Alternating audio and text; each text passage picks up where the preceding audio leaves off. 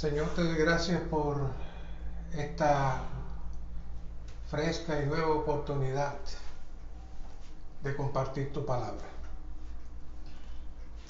Revélate a nosotros esta noche, ministranos conforme a tu gracia, conforme a tu revelación. Necesitamos tu impartición especial esta noche.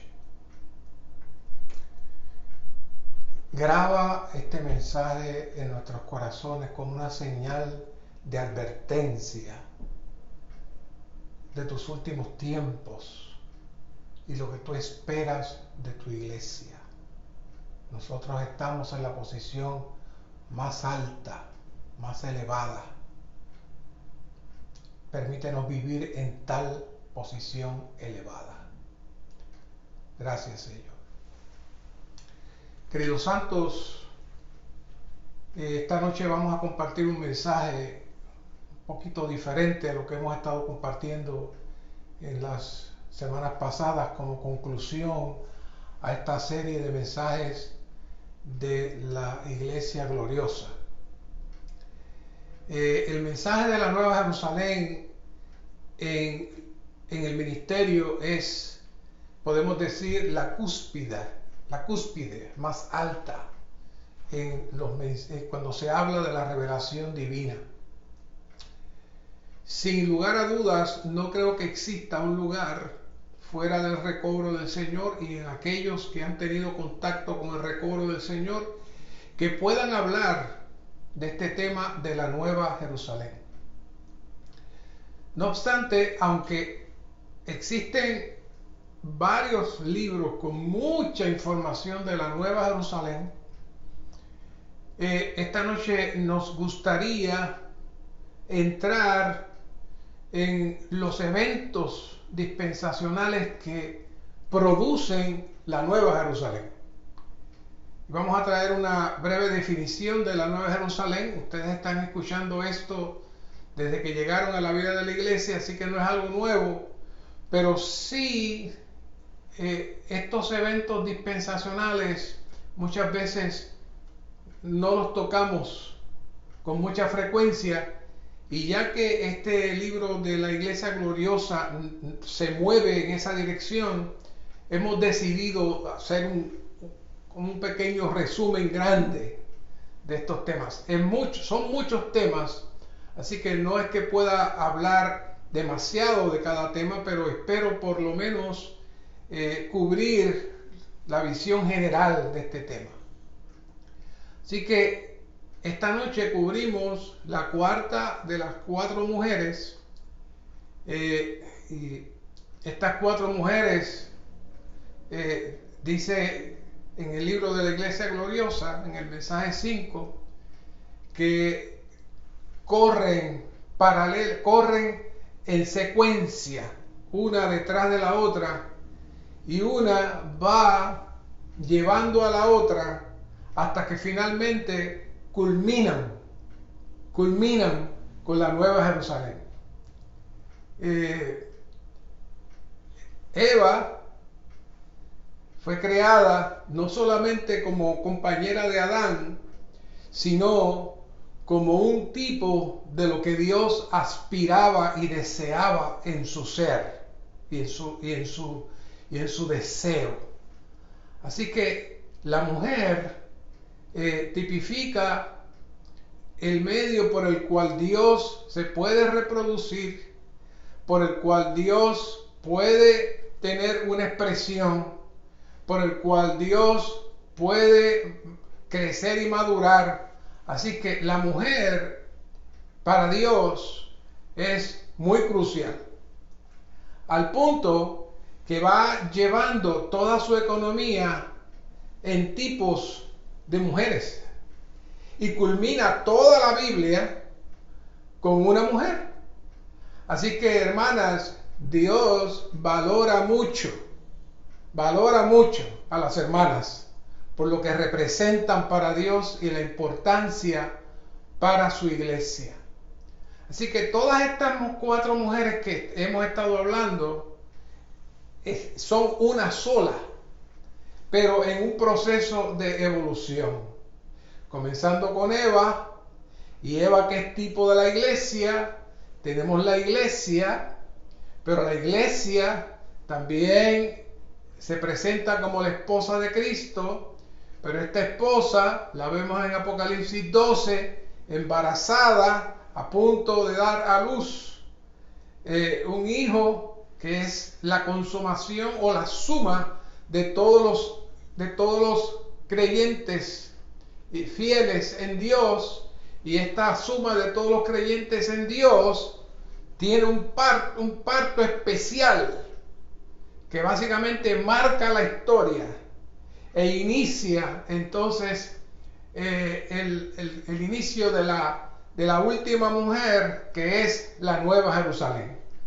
Así que esa carretera, esa vía de esas 4 mujeres son maravillosos. Así que cuando miramos la Nueva de Jerusalén hay muchas cosas. Ustedes saben cuántos detalles el ministerio habla de la Nueva Jerusalén, pero esta noche básicamente vamos a tocar 2 puntos para poder entrar entonces en las cosas, los eventos que la van a llevar a su culminación final. El primer gran tipo de la Nueva Jerusalén es el templo. Y aparece como la ciudad que es morada de Dios y el templo. Pero este templo es Dios mismo y se convierte a su vez en nuestra morada. Así que en esta ciudad no hay templo, pero es el templo, pero es Dios mismo. Así que esta Nueva Jerusalén, como todavía lamentablemente muchos hermanos cristianos creen, no es una ciudad física. No es una ciudad física. No puede ser una ciudad física. Esta Nueva Jerusalén es la mezcla de Dios y su pueblo redimido. Y esa mezcla de Dios y su pueblo redimido, como morada mutua, forma la Nueva Jerusalén. Dios vive en nosotros, nosotros entramos en Él, y Él y nosotros llegamos a ser una entidad que se mezcla y vive por toda la eternidad. Así que la Nueva Jerusalén es una persona espiritual, divina y corporativa, y nosotros estamos en esa persona porque hemos entrado en Dios y estamos siendo formados en Dios. Esa es llamada la Jerusalén celestial. Y el segundo gran tipo es la esposa. Y ahí es que ella se conecta con las otras 3 mujeres. Esta Nueva Jerusalén se presenta como la esposa del Cordero. Obviamente no puede ser algo físico porque ninguna ciudad puede ser esposa de nadie. Pero sí un ser viviente puede ser esposa de alguien. Y esta ciudad se presenta como la esposa del Cordero. Así que esta ciudad esposa, al igual que la mujer del capítulo 12, es la suma de todos aquellos que sirvieron a Dios y amaron a Dios y llegaron en esa misma cadena al Nuevo Testamento. Por un lado están los santos del Antiguo Testamento y luego están los 12 apóstoles como una de las señales representando el Nuevo Testamento. Así que las 12 puertas de la Nueva Jerusalén están inscritas con los nombres de las 12 tribus de los hijos de Israel, y eso amarra a esta ciudad con los del Antiguo Testamento. Y entonces los 12 nombres de los 12 apóstoles amarra a esta mujer con los hermanos del Nuevo Testamento. Así que es una combinación de todos aquellos que empezaron a creer y a servir en Dios y luego creció con los santos del Nuevo Testamento y hasta el día de hoy sigue creciendo y se sigue formando. Esa es la Nueva Jerusalén. Ahora, para que se consuma, para que se produzca, para que salga esa Nueva Jerusalén, hay unos eventos paralelos que necesitamos conocer. El primero ya lo vimos la semana pasada, que es el arrebatamiento del hijo varón y las primicias. No quiero entrar en detalles, mucho detalle, solamente le doy la visión general, usted estudie. Así que ya saben que Apocalipsis 12:5 dice, ella dio a luz un hijo varón que pastoreará con vara de hierro a todas las naciones, y su hijo fue arrebatado a Dios y a su trono. Es decir, este hijo marcó el evento crucial para que Satanás fuera echado fuera, fuera derrotado, fuera vencido. Este hijo tuvo la autoridad de decirle a Miguel, sácalo con sus ángeles. Y Dios está esperando por este hijo. Y dice el 12:11, y ellos le han vencido por causa de la sangre del cordero y de la palabra del testimonio de ellos, y no amaron la vida de su alma hasta la muerte. Esas tres cosas son cruciales para los vencedores. La sangre del cordero la usamos todo el tiempo. La palabra del testimonio. ¿Qué palabra del testimonio? La palabra del testimonio declarando que Cristo nos salvó, declarando que Cristo venció, declarando que Él es el Rey de Reyes y Señor de Señores. Testificamos al mundo y a las potestades. Y por último, la gran batalla que aún estamos trabajando, no amaron la vida de su alma. Y ya vimos en todos los mensajes anteriores que ese es el gran conflicto del hombre y el lugar por donde el enemigo entró y capturó la mente de Adán y de Eva. Tenemos también, por otro lado, los 144,000 que hemos escuchado muchas veces como las primicias. Las primicias en la recolección de la siembra es la que madura primero, y esa se recoge y se llevaba al templo como ofrenda. Estas 144,000, como veremos más adelante, hay dos tipos de 144,000 en el Apocalipsis. Uno que muy posiblemente es un número literal, y otro que es un número simbólico.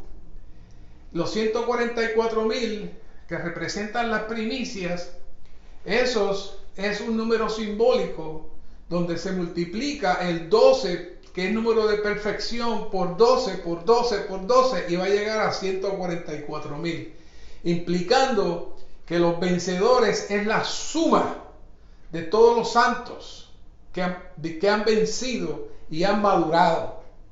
Cuando estudiemos los otros 144,000, es un número exclusivo para el pueblo de Israel al final de los tiempos.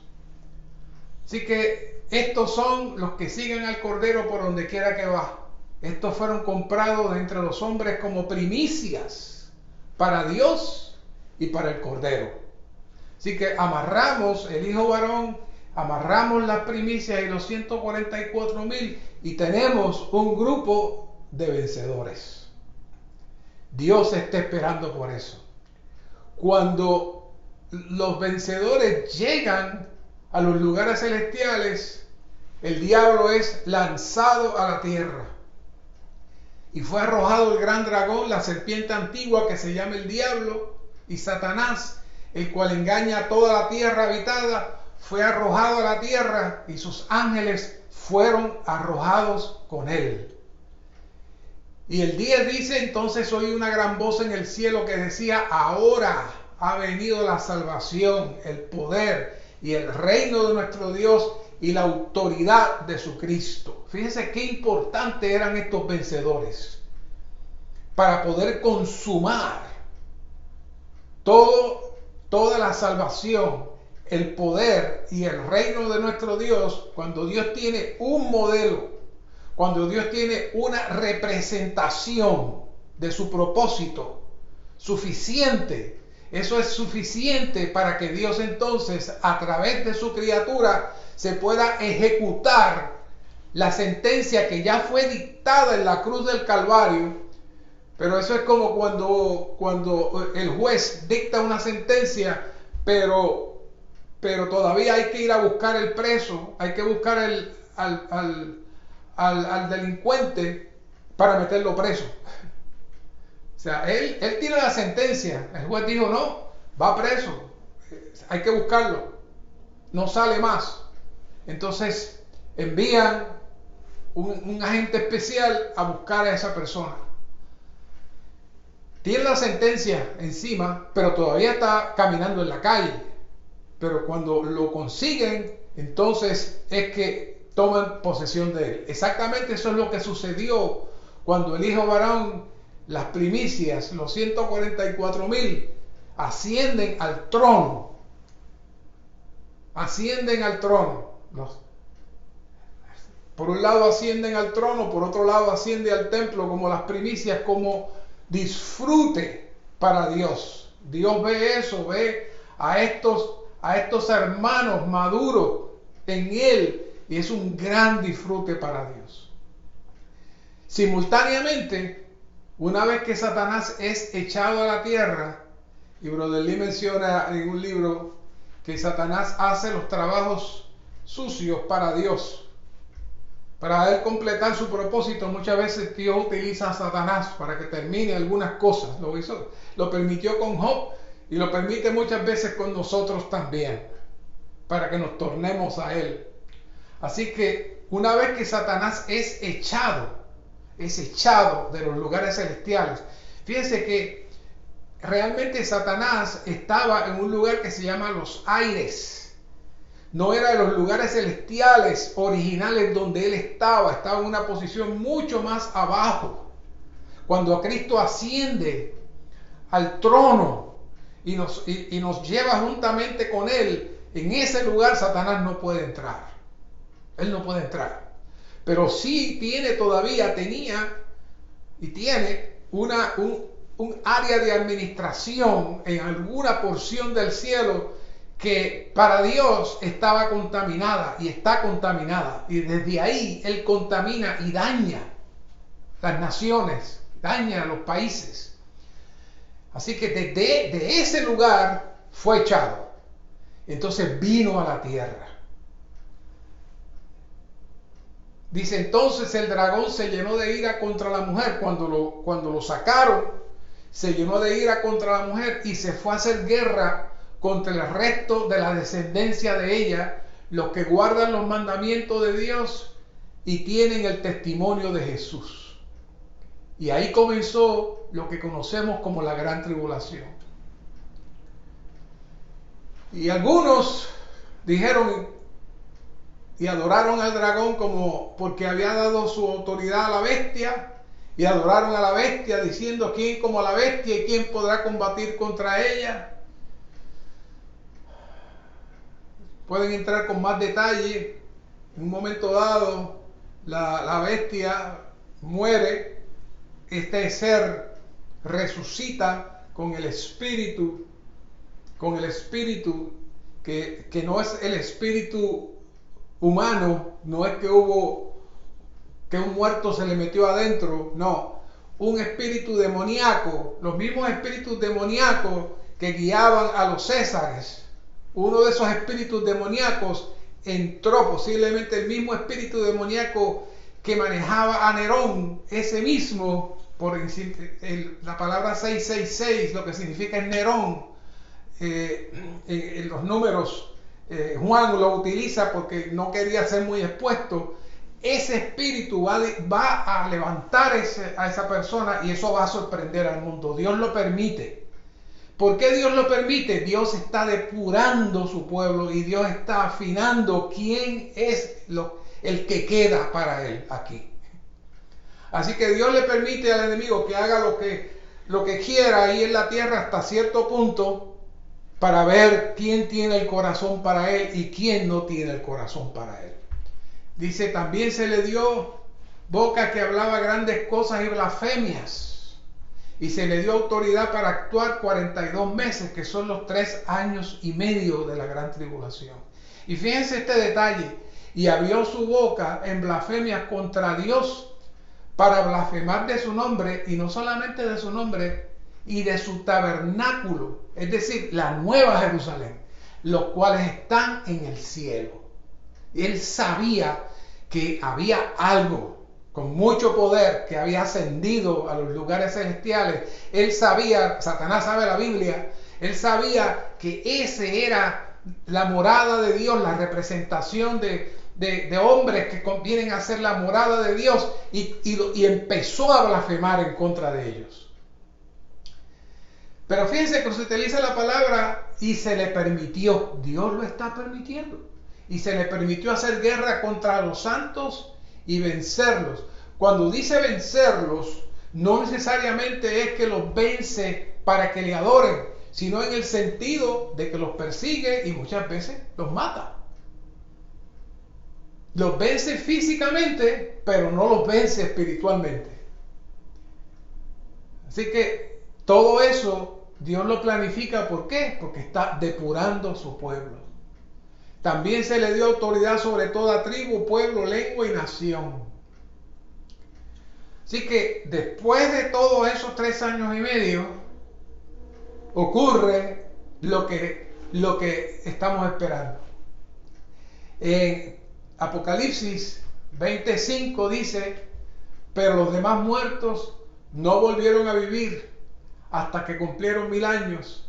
Esta es la primera resurrección. Y aquí es donde primeramente se utiliza este término, primera resurrección, por Juan. Bienaventurado y santo el que tiene parte en la primera resurrección. La segunda muerte no tiene autoridad sobre esto, sino que serán sacerdotes de Dios y de Cristo y reinarán con él 1000 años. Es decir que el milenio viene después de esta resurrección. Primera Tesalonicenses, el apóstol Pablo 4:16 dice: porque el Señor mismo, con exclamación de mando, con voz de arcángel y con trompeta de Dios, descenderá del cielo, y los muertos en Cristo resucitarán primero. Luego nosotros, los que vivimos, los que hayamos quedado, seremos arrebatados juntamente con ellos en las nubes al encuentro del Señor en el aire. Fíjense la expresión, en el aire. Y así estaremos siempre con el Señor. Yo le decía a un compañero que estuvimos hablando de estas cosas, y le decía: parece que el Señor se fue al mismo lugar donde Satanás tenía su oficina, y ahora la oficina está vacía y la ocupó el Señor. Entró donde mismo Satanás tenía su operación en el aire, Cristo vino, y desde ahí él comenzó a hacer su operación. Ya no había nada ahí. Ahora estaba él, y entonces ascienden en la primera resurrección, y también resucitan los muertos, y todos ellos esperan al Señor en ese lugar. Y en ese lugar van a acontecer todos los eventos hasta el final del siglo. Dios va a trabajar ahí para iniciar algo. Entonces, lo primero que ocurre ahí es lo que se conoce como el tribunal de Cristo. Segunda de Corintios 5:10. Pablo dice: porque es necesario que todos nosotros comparezcamos ante el tribunal de Cristo, para que cada uno reciba por las cosas hechas por medio del cuerpo, según lo que haya practicado, sea bueno o sea malo. Romanos 14:10 dice: pero tú, ¿por qué juzgas a tu hermano? O tú, ¿por qué menosprecias a tu hermano? Porque todos compareceremos ante el tribunal de Dios. En otras palabras, mucho cuidado con lo que haces con la iglesia, mucho cuidado con lo que haces con el cuerpo de Cristo, porque cada cosa que haces, cada daño que causas, va vas a ser juzgado en el tribunal de Cristo. Este tribunal es exclusivamente para los creyentes. Este tribunal es exclusivamente para los creyentes. Así que el juicio ante el tribunal de Dios, el tribunal de Cristo, será, número 1, antes del milenio, inmediatamente después del regreso de Cristo. 2, para juzgar a todos los creyentes que hayan sido arrebatados, tanto los vivos como los resucitados. 3, para otorgar recompensa o castigo durante el reino milenario. En este juicio se tendrá en cuenta la vida y la obra de los creyentes después que fueron salvos, ya que este juicio tiene mucho que ver con la transformación de los creyentes. Se menciona aquí en la sección que trata de la transformación. No tengo el tiempo de traerles este tema que voy a mencionar someramente, porque ni siquiera puse el versículo, pero el apóstol Pablo habla de una super resurrección, de una resurrección mejor. Y eso no se habla mucho. Muchas personas piensan que es una resurrección aparte. No, lo que sucede es que en la resurrección habrán algunos que van a resucitar físicamente, pero esa resurrección física es resultado de su crecimiento en Cristo. Así que cuando resucitan, armoniza el Cristo que tienen por dentro con el Cristo que viene. Y esos que tienen esa resurrección están dentro de la línea de los vencedores. Y Pablo quería esa resurrección. No quería cualquier resurrección. ¿Y por qué? Usted dirá, ¿y cuál es la otra resurrección? Bueno, eso lo voy a traer más adelante. En el 24 dice, y vi tronos, y se sentaron sobre ellos los que recibieron facultad de juzgar. Esto es bien curioso, porque primero, vea la palabra, vi tronos, y se sentaron sobre ellos los que recibieron facultad de juzgar.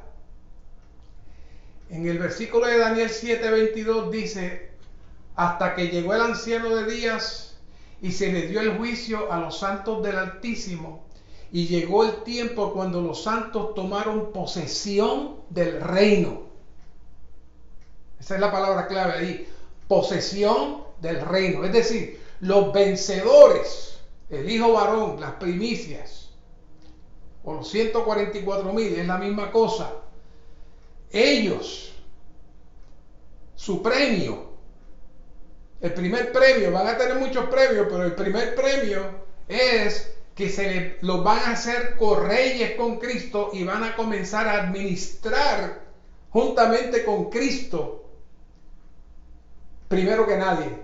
Eventualmente, la Nueva Jerusalén, todos estaremos ahí, pero estos hermanos, que todos esperamos estar ahí, Dios los va a comenzar a reclutar como sus correyes y coadministradores con él. Así que tomaron posesión del reino. Entonces, el 24 dice, y vi tronos, y se sentaron, es decir, los tronos estaban vacíos, y se sentaron, es decir, que no estaban sentados. Y después dice, los que recibieron facultad, o sea, que no tenían la facultad. ¿De quién está hablando? Está hablando de los vencedores que tomaron posesión del trono. Luego, los primeros que pasan por o sea, que en el tribunal de Cristo está Cristo con todos sus vencedores. ¿Qué le parece? Está Cristo con todos sus vencedores. Y ellos, como Pablo dijo, que todos compareceremos al tribunal de Cristo, ellos fueron los primeros que comparecieron y se les dio facultad de juzgar. Si usted mira la nota, dice, se refiere a los vencedores. Pero lo interesante es que los primeros que pasan, dice, y vi las almas de los decapitados por causa del testimonio de Jesús y por la palabra de Dios, y los que no habían adorado a la bestia ni a su imagen, y que no recibieron la marca en sus frentes ni en sus manos, y vivieron y reinaron con Cristo 1000 años.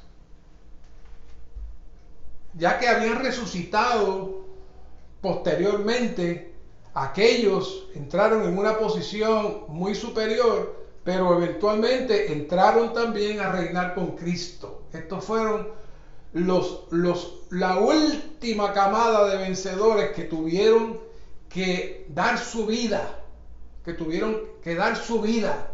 para defender el testimonio del Señor. Ya saben que en uno de los mensajes pasados les mencioné que cuando yo era joven me parecía un poco inverosímil que en el futuro se le cortara la cabeza a la gente. Yo decía, no, será una silla eléctrica o algo, pero cortarle la cabeza, no, eso no suena lógico. Pero cuando hace unos años vi un video de ISIS con una línea de cristianos cortándole la cabeza, yo solamente me puse a llorar. Por dos cosas. Porque sentí el amor por ellos, porque ellos fácilmente pudieron haber dicho, no, yo no creo en Cristo. No, ellos no podían hacer, porque ellos le daban esa opción a ellos, pero ellos dieron su vida por el Señor.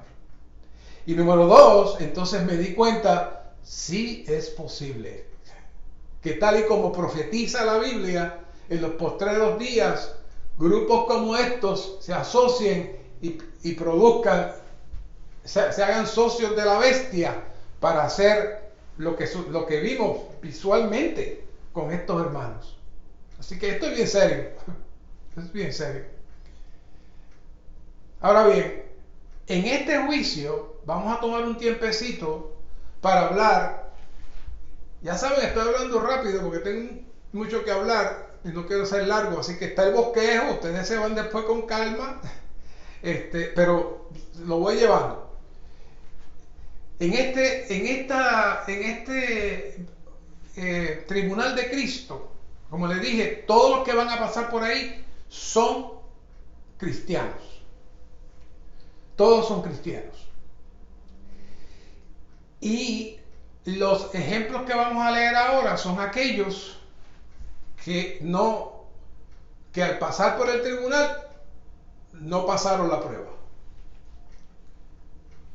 La primera que tenemos, no tengo tiempo para leer todos los versículos, así que voy a solamente a tocar el versículo final del juicio de cada uno. Ya saben, las 10 vírgenes eran 10 hermanas. ¿Por qué eran 10 hermanas? Porque las 10 tenían aceite, y el aceite es tipo de espíritu. Pero una de ellas, 5 de ellas tenía la vasija llena, es decir, su espíritu y su alma, el Señor había podido fluir en ellos. Así que cuando ellas murieron y resucitaron, ellas entraron en lo que el apóstol Pablo le llama la super resurrección. Esa es la super resurrección. ¿Por qué? Porque el espíritu fluye del alma, del espíritu al alma y del alma al cuerpo, y entonces el Señor puede reconocer que esa persona maduró. Pero las otras 5 también resucitaron. O sea, no es que la resurrección le va a dar inmediatamente todos los beneficios. No.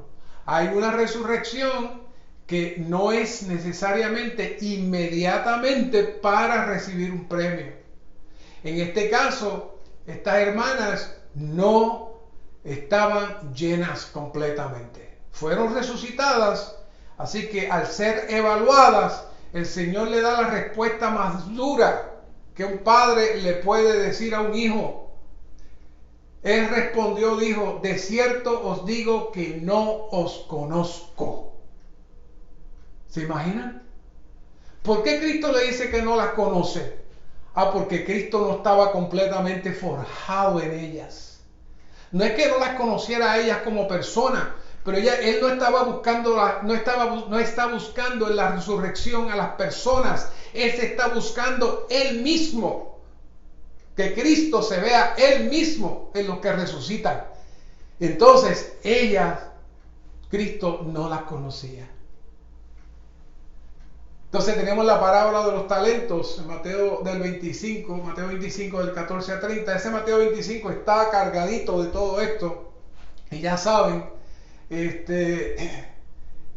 habla del esclavo inútil. Y este esclavo sencillamente no fue fiel. Este esclavo no cumplió el propósito del Señor. No hizo lo que tenía que hacer. Y entonces hay la primera expresión que se infiere está relacionada al castigo de los creyentes. Al utilizar el término esclavo se refiere a uno que fue comprado por la sangre de Cristo. Cristo pagó un precio por él, por eso se le llama esclavo. Todos nosotros somos esclavos, pero este esclavo no cumplió su función. Así que el Señor dice, echadle en las tinieblas de afuera, allí será el llanto y el crujir de dientes. Así que este pasó también por el tribunal, no pasó la prueba y va a ser entonces tratado para que su alma sea completamente purificada, el espíritu pueda fluir y que Cristo sea formado en él. Así que este tampoco pasó. Ya saben de los dos que están en el campo trabajando, las dos mujeres que están moliendo en el mismo molino, y uno es tomado, otro dejado. Inclusive asociamos esto con la posibilidad de dos familias, y de hecho hablamos de los instrumentos dispensacionales, que es la última parte de este libro, pero ya lo tocamos con bastante detalle y dijimos, estas familias, una se quedó, otra se fue, porque eran instrumentos dispensacionales para Dios, eran útiles para su economía, pero una es ¿dejada dónde? Es dejada fuera de entrar al milenio, es dejada fuera, es dejada y no puede entrar, sencillamente. Se quedó en la tribulación, pero no pudo entrar al milenio, punto. Así que no dice la razón, pero menciona que hay que velar y estar alerta, porque no se sabe la hora en que viene. Así que implican que el que fue dejado estaba siendo descuidado, no estaba preocupado, no estaba velando, no estaba orando, estaba muy suelto. Así que cuando el Señor vino, ni cuenta se dio de lo que estaba pasando hasta que fue dejado. Y entonces ya no pudo participar de la bendición de todos los demás.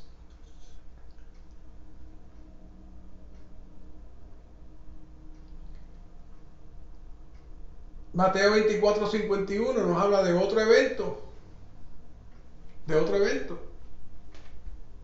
Igual, personas que su testimonio, su vida no fue el mejor. Y el Señor dice, y le separará, pondrá su parte con los hipócritas, allí será el llanto y el crujir de dientes. Le separará. ¿De dónde? Lo va a separar de aquellos que sí entraron. Y cuando dice pondrá su parte con los hipócritas, es que por un tiempo esta persona estará recibiendo el mismo castigo y el mismo trato que aún los inconversos. Eso es terrible.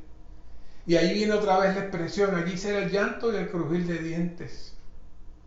El otro que viene, ya saben, el que está mal vestido. Amigo, ¿cómo entraste aquí sin tener el traje de boda? Mas él enmudeció. Entonces el rey dijo a los servidores, atadle de pies y manos, echadle a las tinieblas de afuera, y allí será el llanto y el crujir de dientes. ¿Qué ropa era la que Cristo esperaba que tuviera esta persona? Cristo mismo. Él tenía que estar vestido de Cristo, de tal manera que Cristo lo reconociera, pero estaba vestido de algo que no era Cristo. Así que Cristo tampoco lo reconoció. No le dijo, mire cómo le llamó amigo. No le llamó hermano, le llamó amigo, porque realmente no lo reconoce. No tenía el traje de boda, pero curiosamente sí llegó, sí resucitó y sí llegó al tribunal de Cristo, pero llegó mal vestido. ¿Y qué pasó? Entra también a un proceso de purificación. Otro casito. El casito, ya saben, del hombre que se le perdona una gran deuda.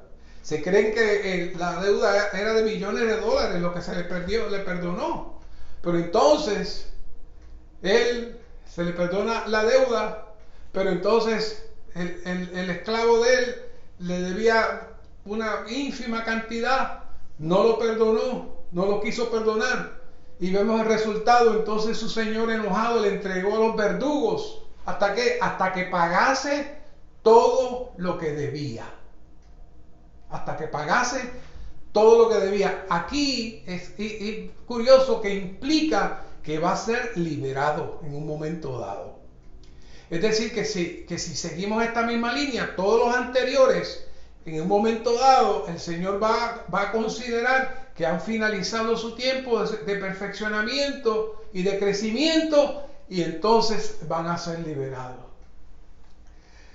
Y esta advertencia es muy seria. Así también mi Padre Celestial hará con vosotros si no perdonáis de corazón a cada uno a su hermano.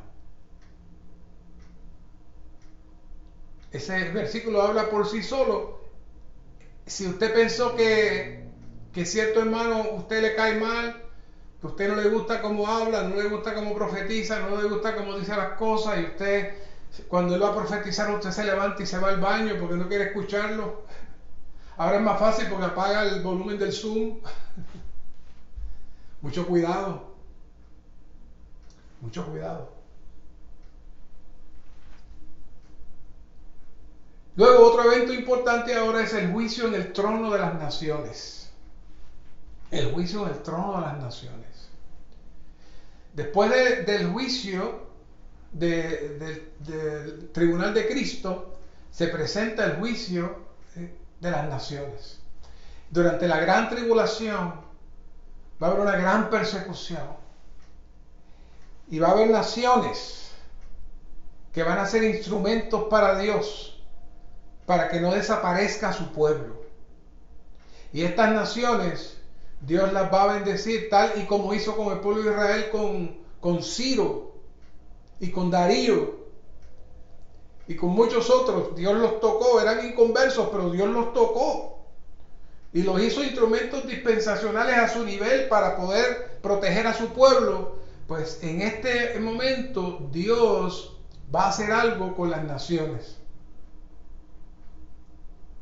Dice, pero cuando el Hijo del Hombre venga en su gloria y todos los ángeles con él, entonces se sentará en el trono de su gloria. Y serán reunidas delante de él todas las naciones. Fíjense que ya él pasó el tribunal que estaba en los aires, ahora ya está sentado en el trono, ya está en otra etapa, ya le está administrando el universo. Y ahí dice, y serán reunidas delante de él todas las naciones, y separará los unos de los otros, como separa él, el pastor, las ovejas de los cabritos. Yo sé que ustedes han escuchado esto, pero quería traerlo, porque esto, si entendemos esto, vamos a poder entonces entender el milenio. El milenio, que es la entrada a los 1000 años, después de la gran tribulación, después del tribunal de Cristo, después del juicio de las naciones. El milenio tiene 3 aspectos. El primero es para los vencedores. Apocalipsis 26, otra vez, bienaventurado y santo el que tiene parte en la primera resurrección. La segunda muerte no tiene autoridad sobre esto, sino que serán sacerdotes de Dios y de Cristo y reinarán con él 1000 años.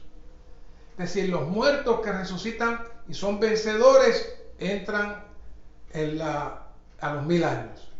Los vencedores que se levantaron, el hijo varón, las primicias, entran a los 1000 años. Así que esa es la primera función. En el milenio va a haber naciones. Estas naciones que el Señor separó van a estar en la tierra. La única diferencia es que ellos se les va a predicar un evangelio, pero ese evangelio no es para recibir la vida divina. Es un evangelio de salvación y es un evangelio para que ellos adoren a Dios. Así que en cierta medida Dios va a reconstruir otra vez la tierra y va a llenar otra vez la tierra de personas con un cuerpo, y volvemos a todo lo que hablamos de Adán, tanto aquí como en el domingo, con un cuerpo sin pecado, un cuerpo donde la naturaleza satánica ya se ha ido. Así que están en el milenio disfrutando, Isaías tiene unos cuadros maravillosos del milenio, que no tengo el tiempo de entrar ahora, pero esas naciones van a estar ahí. Y Dios va a utilizarlas a ellas para llenar la tierra. Sin embargo, su iglesia, sus vencedores, van a estar en una posición privilegiada de correyes y sacerdotes, y nosotros nos encargamos de suministrarles a ellos el suplir de vida. Dice que ellas van a comer las hojas del árbol de la vida. ¿Y quién comió del fruto? Nosotros. ¿Qué es el fruto? Cristo mismo, como la vida dentro de nosotros. Así que nosotros le vamos a impartir a ellos algo para que suplan y reciban vida, pero nunca van a poder participar del fruto. Hoy nosotros tenemos el fruto. Hoy nosotros nos toca comer del fruto. Y vimos en el mensaje pasado que las escrituras y el árbol de la vida es una conexión. Y hoy tenemos la manera de comer del árbol de la vida, no solo tocando nuestro espíritu, sino yendo a la palabra. Aleluya. Y entonces tenemos a los Apocalipsis 7:4, que sería el tercer nivel, las naciones. Y ya vimos lo del árbol de la vida, y ellos comen del fruto de las hojas. Y dice, y oí el número de los sellados, 144,000. ¿Se acuerda que dije que hay una diferencia entre los 144,000 que se refiere a la iglesia? Pero esto dice específicamente sellados de todas las tribus de los hijos de Israel. Así que ellos no tienen la manera de entrar al milenio en los lugares celestiales, no tienen la manera de participar de lo que nosotros participamos, porque allí entran solamente los que tienen la vida divina y son vencedores. Pero ellos sí van a poder entrar en la tierra y van a poder allí participar, y el conocimiento que ellos tienen de las escrituras y de la ley, ellos al recibir a Cristo, ellos entonces se van a convertir en portadores de la palabra para instruir a las naciones y ministrarle a las naciones en la tierra. Así que esa va a ser la función de esos 144,000 de las tribus de Judá durante el tiempo del milenio. Esas son las tres etapas del milenio. Así que ya vimos el castigo dispensacional, y entonces vamos ahora al juicio del gran trono blanco. El gran trono blanco, Apocalipsis le llama la segunda muerte. Y dice, y el mar entregó los muertos que había en él, y la muerte y el Hades entregaron los muertos que había en ellos, y fueron juzgados cada uno según sus obras. Y el que no se halló inscrito en el libro de la vida fue lanzado al lago de fuego. Este mensaje no se escucha ya por ahí, nadie quiere hablar de esto, pero la Biblia lo dice. Si usted no tiene la vida divina dentro de usted, si usted no recibió al Señor, no hay otro lugar. al momento final, en este último juicio que se llama el gran trono blanco, es diferente al tribunal de Cristo, es diferente al juicio de las naciones. Este es para todos los inconversos que no recibieron al Señor. Y una vez que todo este proceso se limpia, llegamos al tema de la noche. Porque yo podía hablarles a ustedes de la Nueva Jerusalén y todo lo que es y ustedes saben, pero necesitamos ver qué es lo que produce esta Nueva Jerusalén. Primeramente vimos que lo primero que produce la Nueva Jerusalén son los vencedores. Y estos vencedores, por un lado, llegan a ser la ciudad, como el templo, porque Dios habita en ellos, pero también Dios consuma su deseo de todas las mujeres, desde Eva, desde la iglesia, desde Apocalipsis 12, en la Nueva Jerusalén. Dios ve un solo ser universal como su cuerpo y expresión, y lo va a ver como su novia. Todo este proceso, todo lo que estamos viviendo es para esta consumación. Y hay la frase que todos conocemos, pero que cuánta profundidad tiene. Apocalipsis 22, 17, y el Espíritu y la novia dicen, ven. Y el que oye diga, ven. Y el que tiene sed, venga. Y el que quiera tome del agua de la vida gratuitamente. ¿No se ha preguntado usted a quién ellos le dicen ven? Si ya está todo cumplido. Ya el milenio ya está corriendo, ya la tribulación pasó. ¿A quién ellos le dicen ven? Los veo calladitos mirándome. Ellos le dicen ven a todos los santos que pasaron el castigo dispensacional y salieron brillando y salieron contentos, pero bien deseosos de disfrutar del árbol de la vida. ¿Qué les parece? La novia, si usted mira bien el capítulo de la iglesia gloriosa, el hermano Ni dice que la novia no se completa hasta el final, que se agregan todos los santos. Él muy sabiamente dice, no vamos a hablar de cómo es que salen esos santos y de dónde salen. El único lugar donde pueden haber santos son los que salen del castigo dispensacional. No hay otros.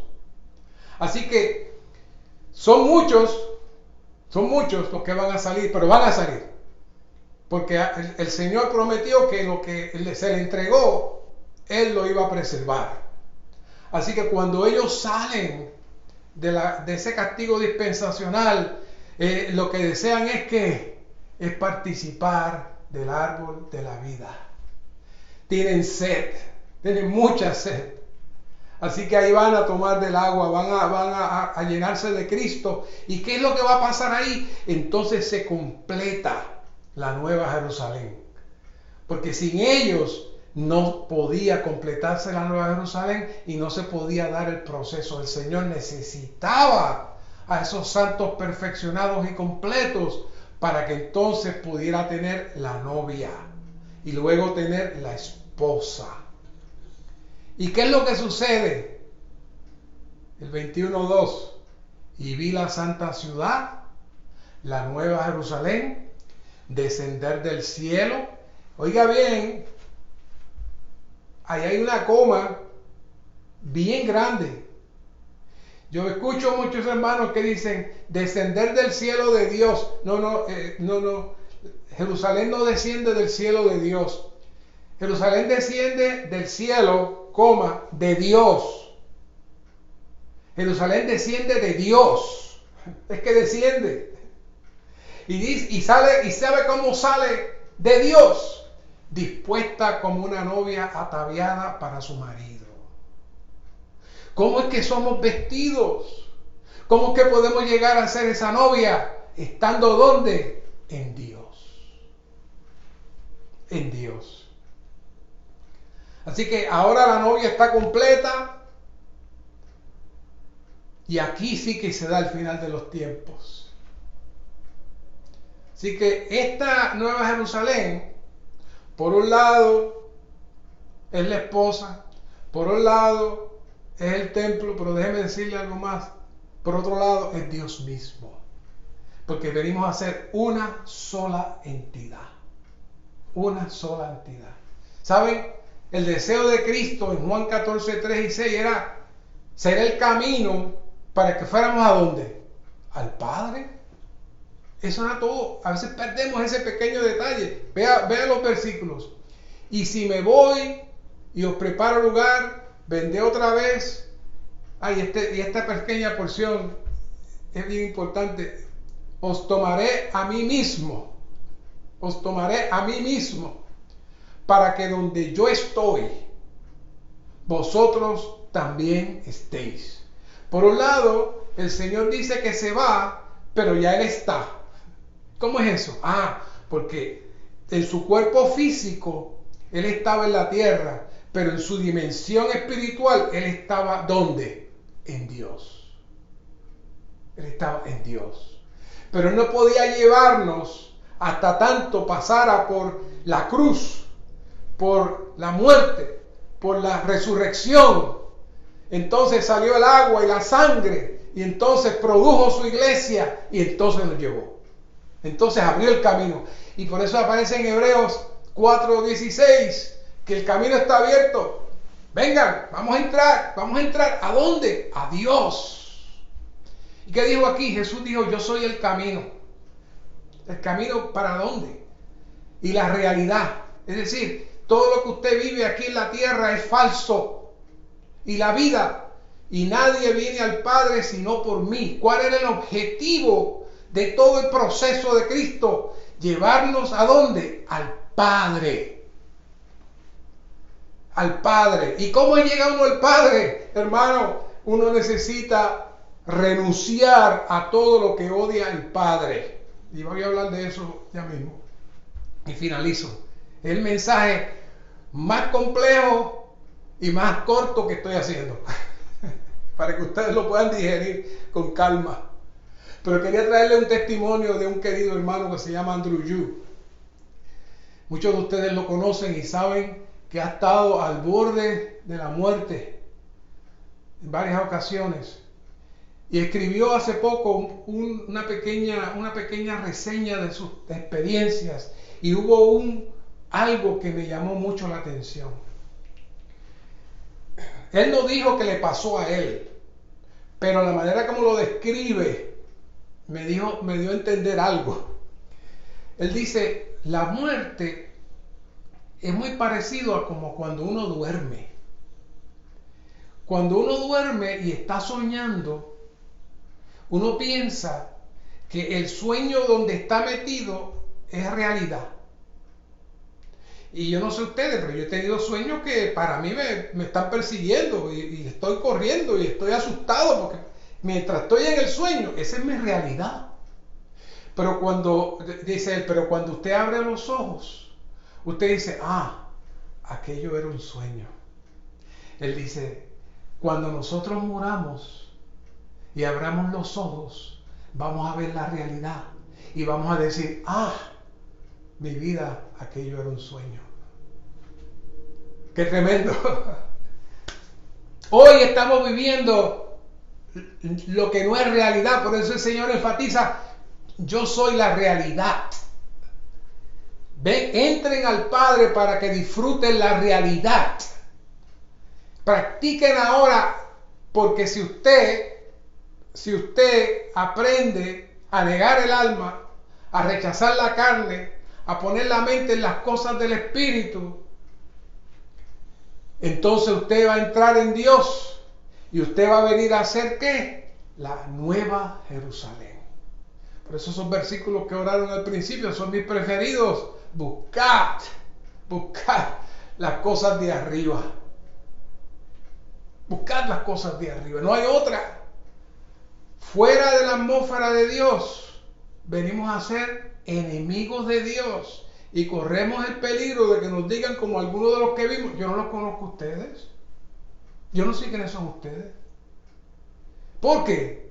Dice en Jacobo 4:4, adúlteros, y uno dice adúlteros, ¿le está refiriendo solamente a aquellos hombres que son adúlteros? No, no, no, se está refiriendo a los hermanos que después de haber recibido al Señor coquetean con el mundo y son infieles a Dios. Esos son los adúlteros.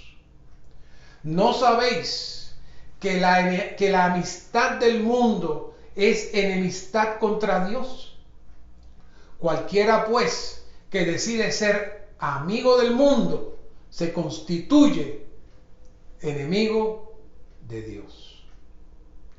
Así que, santos queridos, espero que vayan sobre este mensaje, tiene muchos puntos, pero tratamos de simplificarlo para que usted tuviera una visión panorámica y valorara la hermosura, la belleza, el contenido y la importancia de Dios de la Nueva Jerusalén. Señor, presentamos esta palabra, grábala en nuestros corazones, que haya un incentivo en cada uno de nosotros de ser uno de esos vencedores. Señor, que podamos ser el hijo varón cuando estemos aquí en la tierra, que podamos ser las primicias, los 144,000, pero si nos toca partir, que seamos uno de los que resucitan con la mejor resurrección, la resurrección que te expresa a ti completamente y tú nos puedas reconocer. Gracias, Señor, por esta palabra, y gracias por el ministerio, y gracias por darnos la oportunidad de estar en tu recobro. Amén.